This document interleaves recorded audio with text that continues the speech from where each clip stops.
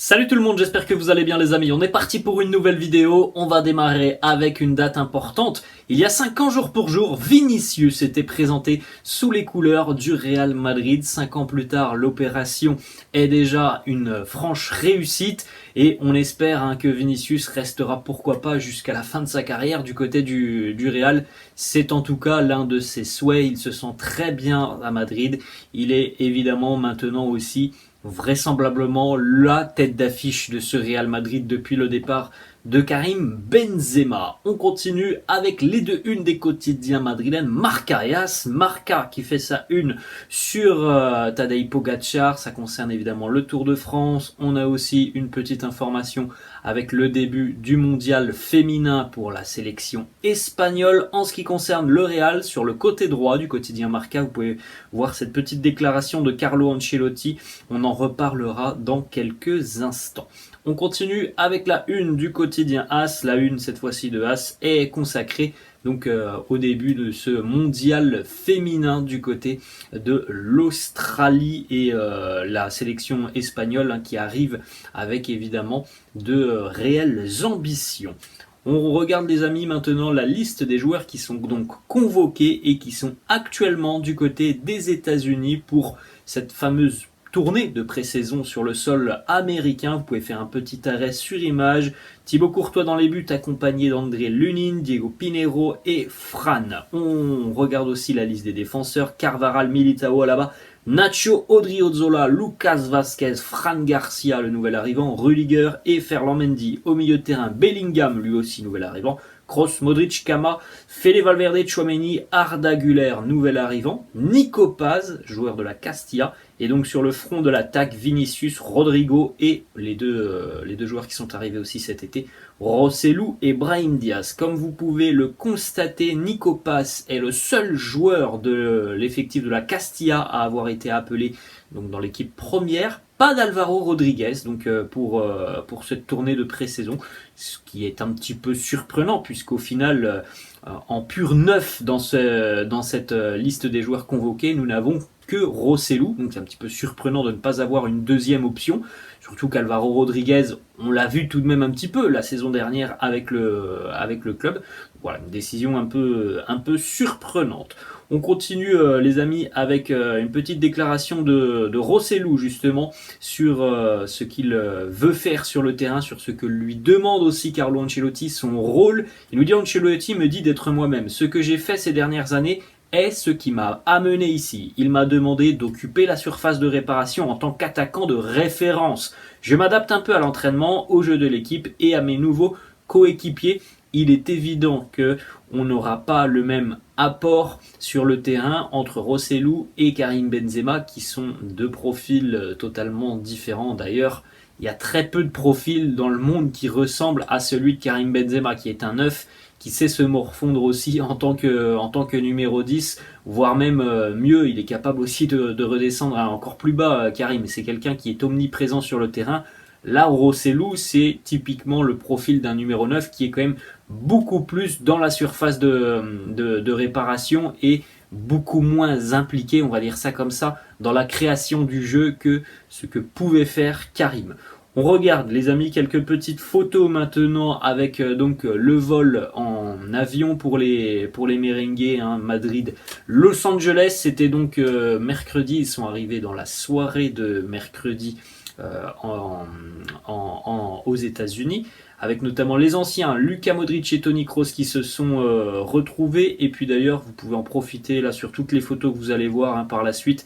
C'est le nouveau maillot extérieur du Real Madrid que vous voyez donc sur ces photos, avec un design très sympa, des coloris assez sombres, mais voilà, le rendu est quand même plutôt très agréable au niveau des yeux pour ce nouveau maillot extérieur. On enchaîne aussi avec deux Français, Ferland Mendy et Eduardo Camavinga, eux aussi évidemment sont du voyage. Deux recrues, Fran Garcia et Arda Güler. Ensuite, on continue les amis avec cette fois-ci l'arrivée du côté de Los Angeles de l'hôtel, du fameux hôtel à Beverly Hills. Luka Modric qui accueille donc ses coéquipiers brésiliens, puisque les Brésiliens sont donc les derniers à être arrivés, avec notamment aussi avec Tchouaméni. Luka Modric qui a donc accueilli d'un franc sourire. Eder Militao, Vinicius et évidemment Rodrigo. D'ailleurs, on aura une petite anecdote dans quelques secondes entre Modric et Rodrigo. Elle est à mourir de rire. Tchouaméni lui aussi évidemment était de retour. La petite accolade, la petite poignée de main avec l'entraîneur Carlo Ancelotti. Jude Bellingham aussi qui pose avec le nouveau maillot du Real. Là vous pouvez remarquer véritablement les coloris de ce maillot. Alors là je pense qu'on a aussi pas mal de lumière, mais voilà, il est quand même très très sympa avec ce bleu nuit noir. C'est encore une fois, je trouve un design très réussi. Déjà le maillot domicile, je le trouve très joli. Celui-là, il en est de même. Regardez, hein, donc voilà la face avant du maillot et donc le flocage aussi que vous pouvez constater sur le maillot donc de Vinicius. On poursuit aussi avec cette petite séquence qui a été vue sur les réseaux sociaux. C'était lors du décollage de l'avion direction Los Angeles mercredi. Camavinga qui se moquait un petit peu de Jude Bellingham. Visiblement Jude est peut-être quelqu'un d'un petit peu stressé lorsqu'il prend l'avion. Voilà, il n'avait pas l'air très très à l'aise. Voilà, Camavinga qui lui a dit calme-toi, tranquille, ça va bien se passer. On poursuit les amis et là on a quelques déclarations de Carlo Ancelotti, donc les premiers mots de Carlo lors de son arrivée du côté des États-Unis avec une première interaction avec les journalistes présents sur place. Carlo qui nous dit déjà oui, le Real peut se battre cette saison pour tous les titres avec un seul attaquant de pointe. C'est franchement surprenant d'entendre ça parce qu'on a quand même souvent eu des échos comme quoi Carlo attendait aussi une arrivée de poids offensivement, donc c'est surprenant d'entendre ce genre de déclaration. Autre déclat de Carlo sur les objectifs de la saison prochaine. Bon, c'est pas compliqué. Il a compilé tous les trophées possibles et il a annoncé que tous étaient en jeu. Il nous dit la Ligue des Champions, la Liga, la Coupe du Roi et aussi la Super Coupe. Une petite question d'un journaliste. Est-ce que vous êtes heureux de l'équipe à l'heure actuelle ou est-ce que vous attendiez peut-être plus de signatures? Réponse de Carlo. Non, je suis très heureux de l'équipe que j'ai à l'heure actuelle. L'équipe est même meilleure que la saison dernière. Ça, je pense aussi qu'on est d'accord là-dessus. Comme on l'a dit, je crois, avant-hier, mis à part Benzema qui n'a pas été remplacé et c'est très difficile de remplacer Benzema. Je ne critique pas Roselu, mais voilà, c'est deux profils totalement différents. Je pense que l'équipe est tout de même meilleure que celle de l'année dernière. Il nous dit on va essayer un nouveau système. Si cela ne fonctionne pas, on reviendra sur notre ancien système. Donc voilà, premier match amical dans 48 heures pour les Merengues. On suivra attentivement la composition d'équipe et donc le schéma choisi par Carlo Ancelotti. On rappelle que ça devrait être un 4-4-2 en losange avec deux pointes en ce qui concerne les attaquants.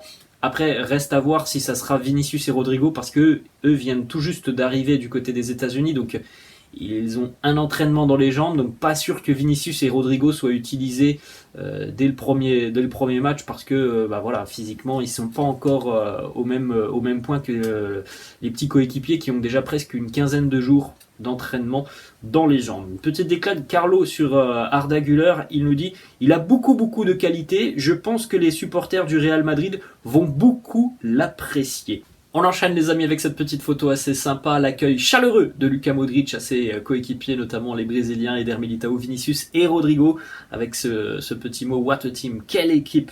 Il retrouve donc ses coéquipiers et ses petits protégés parce qu'on sait très bien qu'il y a une relation particulière entre Rodrigo et Luka Modric. D'ailleurs, petit déclat de Rodrigo, et c'est un moment assez drôle qui s'est déroulé lors d'une séance d'entraînement il y a quelques semaines à Madrid. Rodrigo qui revient sur l'épisode du penalty raté face à la Croatie en Coupe du Monde. Il nous dit « Luka Modric est tout de suite venu me voir, me consoler après mon penalty raté. » Il y a eu une séance d'entraînement à Madrid, le match s'était terminé sur un match nul et Carlo a dit que nous devions terminer sur une séance des pénaltys. Lorsque ça a été à mon tour de tirer, j'ai entendu Modric crier derrière moi « Vas-y, tire comme la frappe que tu as envoyée lors du mondial face à nous, la Croatie, espèce de fils de... » Voilà, vous avez compris la suite.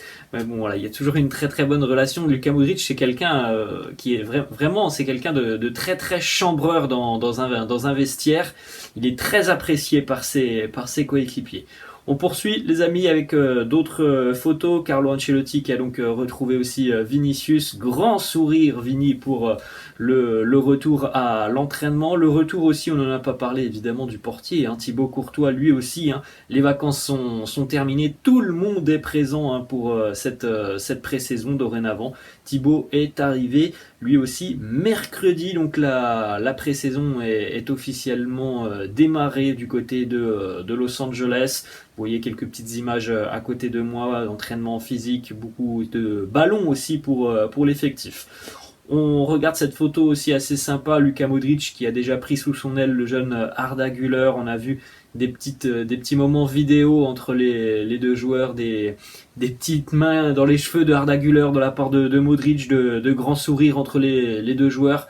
On sait hein, que Arda aussi apprécie le profil de Luka Modric qu'il considère comme une légende, ce qui est bien normal, et on est tous persuadés que Arda Güler a beaucoup de choses à apprendre de Modric mais aussi d'autres joueurs de l'effectif du Real. Rodrigo de retour, vous avez cette petite photo juste à côté de moi, il en est de même aussi pour Aurélien Tchouaméni.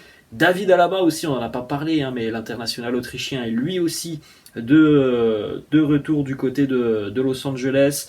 Vinicius et Eder Militao dans la petite voiturette de golf. Petite information, on s'est fait une crainte hein, véritablement sur la première séance d'entraînement hier, puisque Vinicius est resté au sol pendant quelques minutes sur cette première séance d'entraînement. Il a tout de même pu terminer l'entraînement, mais voilà, ça semblait sérieux sur le moment. Il a terminé l'entraînement visiblement victime d'un mauvais coup lors de cette séance d'entraînement. Ça serait dommage évidemment de se blesser dès la première séance d'entraînement. On a déjà perdu Dani Ceballos pour près d'un mois et demi, donc voilà, espérons hein, qu'on n'aura pas de pépins physiques sur cette pré-saison.